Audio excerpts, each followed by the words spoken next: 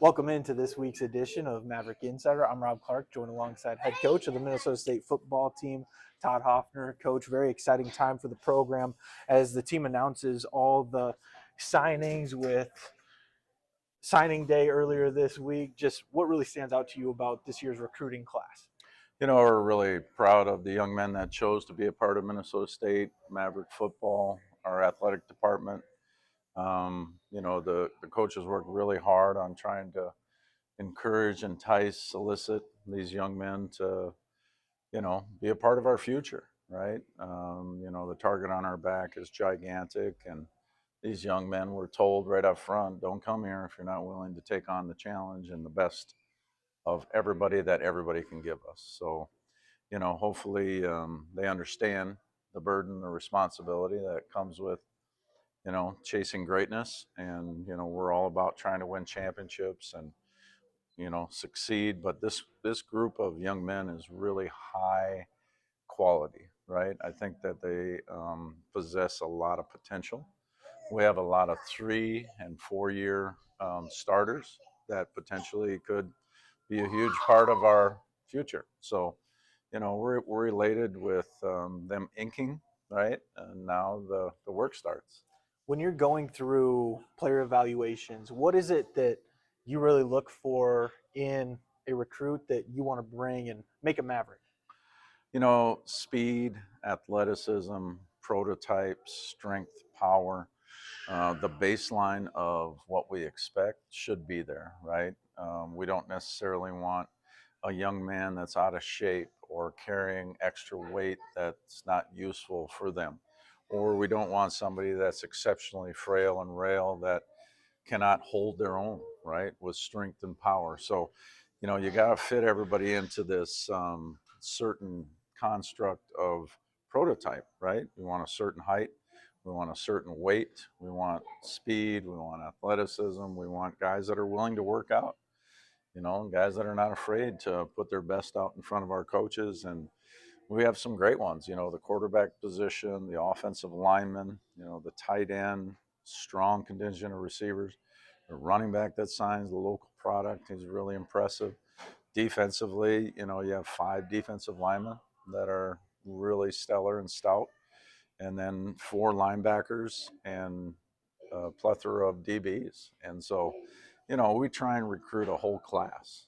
We try and get at least 22. So we want to be one deep, right, at all positions. And then if we have some backfiller, maybe we're short of the number of people that we need at, for example, defensive tackle.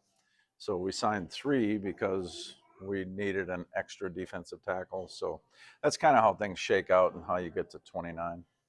Take us behind the scenes when it comes to the recruiting trail. What does a typical week look like for coaches that are going out to different states and looking for some of those recruits?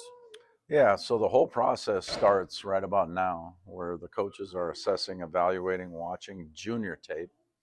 And then we'll bring certain young men in for junior days, right, or MAB days, we call them. And we have 4 of them planned throughout the next 4 months, right, starting in April, throughout the summer. And so we try and get them to camp, and we try and get some numbers on them, right? We try and, get a speed, an acceleration test, a 20, pro agility. And then we do a vertical jump. Then we do a broad jump, right? And we test their upper body strength if they're a lineman, right? Make sure they got strong and stable shoulders. And once we test them out, sometimes at camp, we will offer young men and give them an opportunity to say, hey, we want you to be a part of our future. Here's what we can afford you. And some of them take it on the spot. Others will take it home and make a decision later to come here. So getting them here at a later date if they don't come to camps so that we can work them out is important. And then official visits, like we'll bring them in for unofficials during the season, game day experience, right? We love that. Then we'll bring them in on a Friday night, a Saturday night, and after the season, and entertain them and try and sell them and convince them. And then lo and behold, we have signing date the first Wednesday in February, and this is the latest day that we can sign when it's the 7th. Normally it falls a lot earlier, but You know, the 7th, first Wednesday in February. So here we are, and we're excited. This is a great class, and so proud of the coaches. And they go out on the road, and they'll stay in a hotel. They'll talk to the coach. They'll talk to the parents. They'll talk to the prospect. They maybe go to a game, a wrestling match, whatever it may be. And sometimes, you know, it's 6, 7 hours away. And so you have to spend a lot of time doing things that, you know, you're not necessarily sure people truly appreciate all the time, effort, and energy, not only to drive there, but then to put all that work in and then drive back. So it can be a lot. But I think, you know, the coaches have done a great job. And to date, all of our full time coaches are still intact. So we're excited. Before we go to break, I remember last year, Sam Backer comes in and is able to play and take advantage of the new NCAA rule to Yeah. play in a few games and have it not count as a year of eligibility. Who are a couple of the recruits that you're just looking at right now that could potentially be like Sam and have an impact? Wow.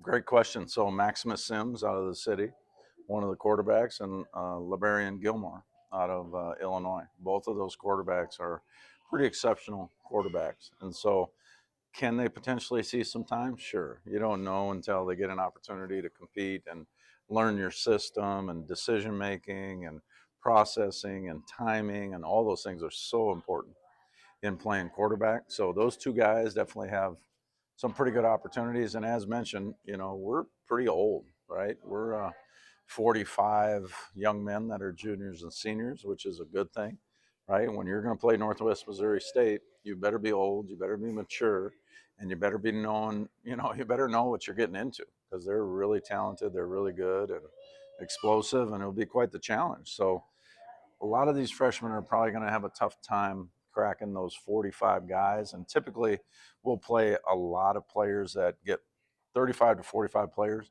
that'll get a ton of snaps. And then after that, it's piecemeal snaps beyond 45, right? We travel 64. And so you have another 19 that may play a really small role. Maybe some of these freshmen could be a part of that, but the two quarterbacks definitely are front runners for potential in the fall. Perfect. Coming up after the break, we will talk about a change to the spring season with the Minnesota State football team. We'll be right back.